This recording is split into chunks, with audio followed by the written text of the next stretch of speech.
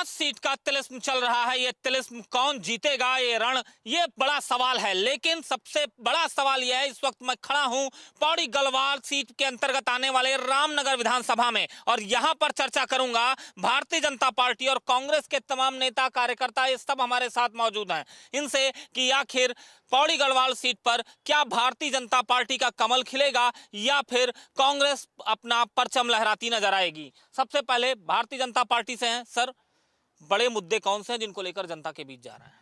बड़े मुद्दे हमारे हैं जो हमारे लोकसभा के प्रत्याशी हैं अनिल बलूनी जी।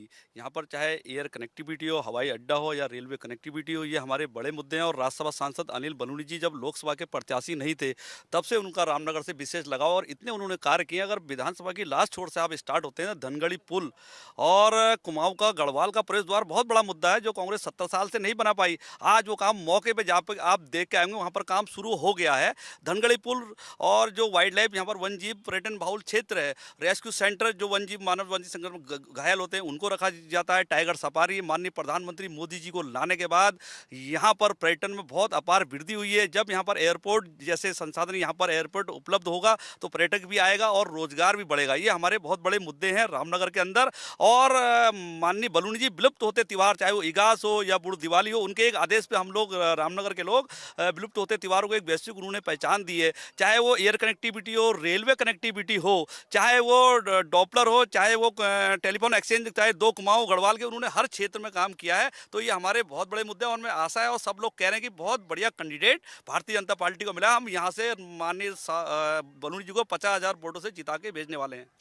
देखिए, बलूनी जी के लिए इन्होंने अपनी बात रख दी, अपने मुद्दे बता दिए, और अब इन मुद्दों पर आपसे सवाल है। चूंकि कांग्रेस पार्टी कहा जाता था, उत्तराखंड उसका गढ़ है, हालांकि बनाया भारतीय जनता पार्टी ने था, उत्तराखंड भारतीय जनता पार्टी कहती है, लेकिन उसके बावजूद आपके बड़े लीडर थे यहाँ पे, नारायण दत्त तिवारी जी थे, बहुगुणा जी, तमाम ऐसे नेता जो भारतीय राजनीति में चमके वो उत्तराखंड से थे। सवाल इनका कनेक्टिविटी आप क्यों नहीं करके दिए? इनको कनेक्टिविटी करनी है? नहीं, इन्होंने कहा सवाल इनका ये है कि आप लोगों ने यहाँ पर राज किया लेकिन कोई कनेक्टिविटी नहीं पैदा की आपने। अच्छा। देखिए, मैं अपने भाई मदन जोशी जी की बात से ही शुरू करूंगा। इन्होंने नाम लिया एक धनगढ़ी, हमारे यहाँ एक बहुत बढ़िया जगह है, वहाँ पर एक पुल बनना है। वो इस आधुनिक भारत का एक आश्चर्य है कि उसका डिजाइन गलत बन गया। वो पुल नहीं बन पाएगा अभी, वो नीचा बना दिया जिसके नीचे से हाथी नहीं गुजर पाएंगे। आप एक ऐसी ऐतिहासिक जगह पर खड़े हैं, इसका नाम है कोसी बैराज रामनगर। इस बैराज से केवल यातायात नहीं होता, यहाँ लगभग 3,500-4 हजार कृषकों को पानी मिलता है इस बैराज से। नहीं तो पहले ये पानी जो कोसी का आता था ये बह के आगे चला जाता था, वो किसी काम में नहीं आता था। जब पंडित नारायण दत्त तिवारी जी ने, जो कांग्रेस के मुख्यमंत्री मंत्री बहुत पदों में रहे हैं, उन्होंने इस बैराज का शिलान्यास करा और 2.5 साल के अंदर इस बैराज का निर्माण हो गया।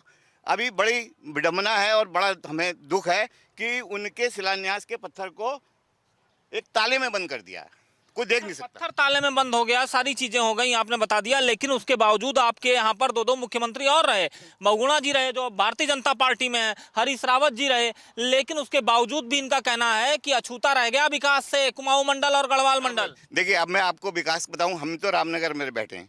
रामनगर में आप हैं, आप रामनगर में इनसे ये पूछिए कि 10 साल से यहाँ भाजपा के सांसद हैं, एक पत्थर दिखा दें सांसद निधि का। एक पत्थर छोड़िए, एक बगल में ही जो पुल बता रहे हैं, बगल में ही बहुत बढ़िया पुल, हमारा बिल्कुल स्विट्जरलैंड की तरह दिखता है, इतना बढ़िया पुल बगल। इनको दिखता नहीं है क्योंकि कांग्रेस को कुछ नहीं दिखता विकास। मैं कह रहा हूँ कि इतना काम किया हुआ है। ये इस पुल की बात, बगल में इतना हमारा पुल जो बड़ा, जो पुल की बात, और जो ये धनगढ़ी की बात कर रहे हैं, आप लाइव चल रहे हैं, मौके पे जाए, मैं तुम्हें धनगढ़ी का जवाब देता हूँ। धनगढ़ी पुल आप मेरे साथ, धनगढ़ी पुल कितने साल से बनना है? नहीं, देखो धनगढ़ी पुल बनना है, ये मौके पे आए, मौके पे आए, ये मौके पे जा नहीं सकते, ये गायब। आज ये 5 लोग बच गए ना। ऐसी सुनो, ऐसी एक दिन डिबेट में, ऐसी डिबेट में ये कांग्रेसी थे, 5-6 लोग थे, आज जो बेचारे इधर आ गए, पहले वो भी ऐसी डिबेट कर रहे थे। धनगढ़ी पुल बन रहा है, धनगढ़ी पुल बन रहा है, झूठ बोल रहे हैं। कनेक्टिविटी के नाम पर तो भारतीय जनता पार्टी बार बार आप लोगों के ऊपर सवाल उठाती है और उसका आपके पास कोई एक जवाब नहीं है। एयर कनेक्टिविटी क्यों उत्तराखंड के सुदूर इलाकों तक नहीं हो पाई? तो अभी इन्होंने कौन सी एयर कनेक्टिविटी कर दी है? तो कह रहे हैं, तो पूछो ना, कंचनपुर हवाई पूछो ना, कहाँ है हवाई अड्डा? पूछो जो पंचनगर का हवाई अड्डा एयर कंचनपुर में हवाई अड्डे का प्रस्ताव, सुन मेरी बात, सुनो हेलीपैड, सुनो मेरी। कंचनपुर जो हमारा सामने कंचनपुर है, उसके सामने हेलीपैड की प्रस्ताव पूरा हो गया है और वो शीघ्र बनने भी वाला है, ये बलू जी की पहल से। और सुनो हेली सेवाएं ये देखिए, ये बीरबल की खिचड़ी पकाने वाले, सुनो ये हेली बीरबल सेवाएं की खिचड़ी है, जो पुल की ये बात कर रहे हैं ना, बराबर में जो स्विट्जरलैंड, ये ऐसा है ना, ये तो विदेशी घूमने वाले, मोदी जी बराबर विदेश घूमते रहते हैं, भारत में तो रहते नहीं। पंतनगर से हेली सेवाएं शुरू हो गई है, हेली सेवाएं, इन्होंने कुछ नहीं किया। लोग हैं, उनसे भी बात करेंगे। मातृशक्ति यहाँ खड़ी है। ये बताइए, कांग्रेस पार्टी की तरफ से 5 जो सीटें हैं उनमें प्रत्याशी उतार दिए गए, महिला प्रत्याशी क्यों नहीं उतारा गया? इस पे आपने सवाल पूछा क्या कभी? पूछा आप लोगों ने? नहीं, बात ये है कि क्योंकि इतने टाइम चाहे जेंट्स हो, हमारी 500 सीट निकल रही उत्तराखंड से। नहीं, 5 तो निकल रही है, लेकिन इन्होंने तो नहीं हमने पूछा है, लेकिन अभी पहले से चिल्लाते रहते थे कांग्रेस की 33% आरक्षण चाहिए, क्योंकि मैं भी पहले थी, हमने भी बहुत आंदोलन करे, लेकिन इन्होंने कभी अधिकार नहीं दिया 33%। कांग्रेस में थी पहले। हाँ, इन्होंने 33% आरक्षण ने दिया, लेकिन भाजपा भारतीय जनता पार्टी ने 33% आरक्षण मंजूर किया है उत्तराखंड में। हमें बहुत गर्व है और खुशी भी है कि 33% आरक्षण। देखिए, सवाल यहाँ पर है कि आपने एक भी महिला प्रत्याशी मैदान में नहीं उतारी और वो खुद कह रही हैं कि वो कांग्रेस में थी, भारतीय जनता पार्टी का पटका पहन के खड़ी हैं। ना देखिए, महिलाओं को सबसे पहले पंचायत राज में किसने अधिकार दिया? अरे साहब, लोकसभा में कहाँ उतारा? अरे वो सब अभी कहाँ उतारा है? अभी कहाँ? देखिए, ये कोई मुद्दा नहीं है। हमारी जो अध्यक्ष रही हैं सोनिया गांधी रही हैं, देश की प्रधानमंत्री इंदिरा गांधी रही हैं, महिलाओं को बहुत आगे बढ़ाया है। वो तो हाँ, बिल्कुल। एक आदमी बताइए, गांधी परिवार के अलावा बताइए कि कौन सी महिला आपकी अध्यक्ष रही, कौन सा आपका? बताइए, चलिए बताइए महिला। नहीं, अब ऐसा है ना, अब जिनको इतिहास का पता नहीं, जो व्हाट्सएप यूनिवर्सिटी से पढ़ के आते हैं, आप कांग्रेस का इतिहास पढ़िए ना, कौन कौन हमारे यहाँ अध्यक्ष रहे हैं, वो तब आओ ना, आप अपने यहाँ बताओ ना। हम देख सुनो सर एक बड़े कांग्रेस का इतिहास तो मिटने वाला है, अभी सुनो, आरएसएस में कोई दलित सरसंघ चालक क्यों नहीं बनता? पूछो आप इनसे। मैं इनकी बात का जवाब दूंगा। 2002 में जब पहला राज्य का चुनाव हुआ था, उत्तराखंड के अंदर पहला राज्य का चुनाव था, क्या बोलते हैं, तीन बात तो भाजपा की हो रही है, आरएसएस चुनाव नहीं लड़ रही है ना? आरएसएस चुनाव नहीं लड़ रही, ये तो उतना ही बड़ा झूठ है कि जैसे अभी तो आपके सामने भाजपा, आरएसएस कहाँ है? आरएसएस पूरा, ये सब लोग आरएसएस के ही कार्यकर्ता हैं, इनसे पूछो ना। लेके आ रहे हो? अच्छा, ये बताओ, आप एक से सहमत है? अगर ये कह रहे हैं भाजपा चुनाव लड़ी है, आरएसएस नहीं लड़ी है, ये कह दे कि हम आरएसएस वाले नहीं हैं, मैं मान जाऊंगा आरएसएस चुनाव नहीं लड़ी है। मैं कह रहा हूँ, ये कह दे कि हम आरएसएस वाले नहीं हैं, आरएसएस वाले नहीं हैं, हम भाजपा वाले हैं। हम राष्ट्रीय स्वयंसेवक संघ के ये भी लोग हैं, कई लोग कांग्रेस के भी हैं। आरएसएस जो राष्ट्रीय स्वयंसेवक संघ है, उसके पूरा देश में राष्ट्रीय स्वयंसेवक संघ एक अनुवांशिक संगठन है, लेकिन भारतीय जनता पार्टी राजनीति में है, राजनीतिक दल के तौर पर है। कांग्रेस सेवा जी, राष्ट्रीय स्वयंसेवक संघ एक सामाजिक संगठन है, ठीक है। राजनीति में उन्होंने एक बार बीच में हमारे सरसंघ चालक जी ने भी कहा था, कांग्रेस अगर जिस दिन आरएसएस से जो है कहेगी कि हमारे वहाँ संगठन मंत्री आप भेज दीजिए, हम वहाँ भी संगठन मंत्री। अब बताइए, मेरा सवाल ये है, सुनो नहीं, देखो नहीं, सुनो मेरा सवाल तो सुनो ना। मेरा सवाल क्या था? नहीं, ये आप अपना सवाल पूछिए। मेरा सवाल वही है, ये नहीं बता पाएंगे कि सरसंघ चालक दलित क्यों नहीं बनता? इसका जवाब दे देना है। इस मुद्दे पर हो रहा चुनाव? हाँ बिल्कुल, हर मुद्दे पे नहीं, इस मुद्दे पर दलितों के साथ हैं, ये दलितों को पीछे करते हैं। आप दलितों को पीछे करते हैं। आपने दलितों की महिलाओं को क्यों नहीं टिकट दिया? आपने क्यों नहीं महिलाओं की बात? प्रत्यक्षम किम परमाणु, एक भी महिला इनके साथ, हम तो इतने सारे हैं, तो कहाँ हम लोग साथ? नहीं, अब तो कह रहे हैं कि दलित विरोधी है। मैं कह रहा हूँ कि आप स्वयं ही देख लीजिए, वो कुल 5 है, क्योंकि कंक्रीट की इस टोली ने भारत की मर्यादा खो दी। ये डर रहे हैं क्योंकि अब शेर खड़ा है, शेर नरेंद्र मोदी। देखिए हमारे यहाँ हम कॉर्बेट में रहते हैं, यहाँ बहुत आदमखोर शेर रहते हैं, उनको समय समय पे निपटा दिया जाता है। तो हम शेर जानवर हम नहीं हैं, हम तो इंसान हैं। ये कहते होंगे शेर हैं, तो वो हो सकता है वो शेर आदमखोर भी हो सकता है। हम तो इंसान, हम देखिए इंसान जो हैं वो इंसानों की बात करेंगे, जो जानवर हैं वो जानवरों की बात करेंगे। तो इसलिए हम इसलिए चक्कर में नहीं जा सकते, हम इस चक्कर में नहीं जाएंगे। अब आप सुनो, देखिए अब आप दिखा रहे हैं। मुद्दे क्या है, देखो मुद्दे क्या है, इस लोकसभा का मुद्दा क्या है। देखिए ये एक आरटीआई है, ये आरटीआई रामनगर के स्कूलों की स्थापना को लेकर है। आप दिखाना इसको, ये इसको दिखाना। 2024-23 तक यहाँ भाजपा ने एक स्कूल नहीं खोला, इस आरटीआई में साफ लिखा है। नहीं खोला आप लोगों ने। आप स्कूल केवल खोले, गुणवत्ता ना हो तो क्या फायदा उस स्कूल का? वो मैं पहले स्कूल तो दिखाओ ना अपना खोला हुआ। देखिए मैं बता रहा हूँ एक मिनट। एक्चुअली क्या है, रामनगर में अटल जो है स्कूल बनाए हमने, पीएम श्री स्कूल बना रहे हैं। मैं दिखाऊंगा आपको, मौके पे चलना। पीएम श्री यहाँ पर विश्व स्तरीय होटल मैनेजमेंट इंस्टीट्यूट हमने बनाया, state institute of hotel management. 30 crore रुपया लगा। कांग्रेस की देने, पूछो ना, वो पूछो ना, दिखाओ मुझे आरटीआई। हमने अभी पॉलिटेक्निक बनाई है, पॉलिटेक्निक में नए ट्रेड्स आए हैं। केंद्र सरकार की ओर से हमने 30 करोड़ रुपया खर्च करके नई पॉलिटेक्निक बनाई है। नए संस्थान जो है डिग्री कॉलेज की उसके मतलब विकास के लिए हम पैसा दे रहे हैं जगह जगह। और जिन स्कूलों में स्टाफ नहीं था, जहाँ सुविधाएं नहीं थी, उनको सुविधा संपन्न कर रहे हैं। जिन नरेंद्र तिवारी की बात कर रहे हैं, उनकी दुर्दशा इन कांग्रेस ने क्या करी? अच्छा, नारायण दत्त तिवारी के नाम पर आपने अभी तक बताया कि ये नारायण दत्त तिवारी ने बैराज दिया, वो नारायण दत्त तिवारी ने किया, लेकिन नारायण दत्त तिवारी का तो पूरा परिवार सीधे तौर पे चलाया था भारतीय जनता पार्टी में। क्यों? उनके जो पुत्र थे, जो साबित हुए थे जैविक पुत्र, वो तो भारतीय जनता पार्टी सदस्यता ले लिए। वो भाजपा का प्रचार था, आखिर में वो कांग्रेस में ही रहे और कांग्रेस में ही उनकी मृत्यु हुई। वो कभी भाजपा में नहीं गए। और सुनिए, अगर माना वो हम कहें कि वो भाजपा, ठीक है, बहुगुणा जी को मानते हैं नेता कांग्रेस का? हेमंती नंदन बहुगुणा कांग्रेस के नेता थे, पर्वत पुत्र हैं। उनके पुत्र कहाँ हैं आजकल? अभी मैं उनकी पुत्री अगर मैं उनका नाती कहाँ है? अभी सुनिए, देखिए मैं नाम नहीं लूंगा यहाँ पर भारतीय जनता पार्टी के पदाधिकारी हैं वो लोग, उनके पिताजी कांग्रेस में थे, वो आज भाजपा में चले गए, तो मैं क्या जवाब दूंगा? नहीं तो क्यों चले गए? आप रोक नहीं पा रहे हैं? नहीं, रोकने की जरूरत नहीं है।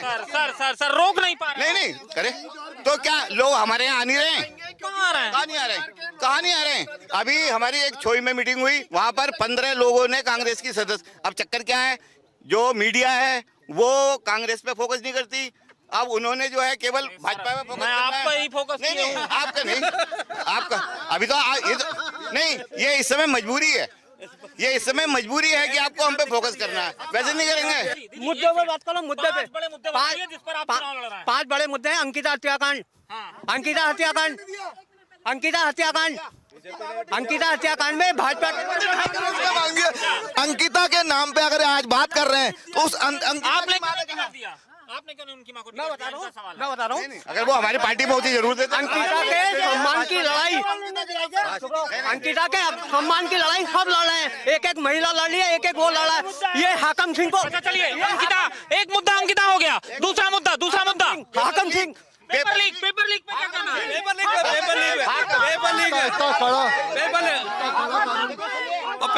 आज इतना कड़ा कानून बनाया गया है भारतीय जनता पार्टी की सरकार में, नकल विहीन परीक्षाएं हो रही है, सेटिंग विहीन परीक्षाएं हो रही है। हजारों लड़के रोजगार पा रहे हैं, हजारों लड़कों को विभिन्न विभागों में नौकरियां मिल चुकी हैं। पेपर लीक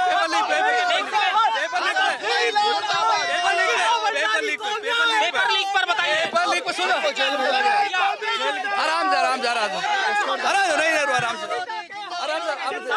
आराम जो एक मिनट एक करके इसकी मर्यादा बनाए रखे। ये डिबेट पहली बार थोड़ी देख लो, तुम नारेबाजी मत करो, बहुत आराम से जवाब दो। बहुत पेपर लीक पर बताइए। पेपर लीक पे मुख्यमंत्री हमारे धामी जी नंबर 1 पे चल रहे हैं पूरे देश के अंदर। आज जो लोग पेपर लीक वाली बात करते हैं उनको सजा का प्रावधान है और जेल जा रहे हैं। ऐसे लोग इस समय भर्ती हो रहे हैं, पूरा इनको जवाब दिया जा रहा है। तीसरा मुद्दा, ये लोग कह रहे हैं महंगाई है, महंगाई, बेरोजगारी और पेपर लीक। तो मैं 10 साल से खुद फॉर्म भर रही हूँ, सारे फॉर्म लीक हो रहे हैं। देखिए महंगाई और बेरोजगारी, महंगाई पे बात करने वाले महंगाई की दर बताते हैं आज क्या है? क्या दर है? क्यों 50% ऊपर गई? हो गया। सिलेंडर बताऊंगा, इनका सिलेंडर है जो एक सिलेंडर का जवाब ले लो, सिलेंडर का जवाब ले लो भाई साहब। सुनो एक मिनट, ले तो लो सिलेंडर का जवाब। अच्छा सिलेंडर का जवाब विक्की भाई जवाब दे, एक बार चलाओ, एक जवाब सिलेंडर का, एक सिलेंडर का जवाब ले लो, जवाब एक सिलेंडर का जवाब, सिलेंडर का जवाब, सिलेंडर 400। अग्रवाल जी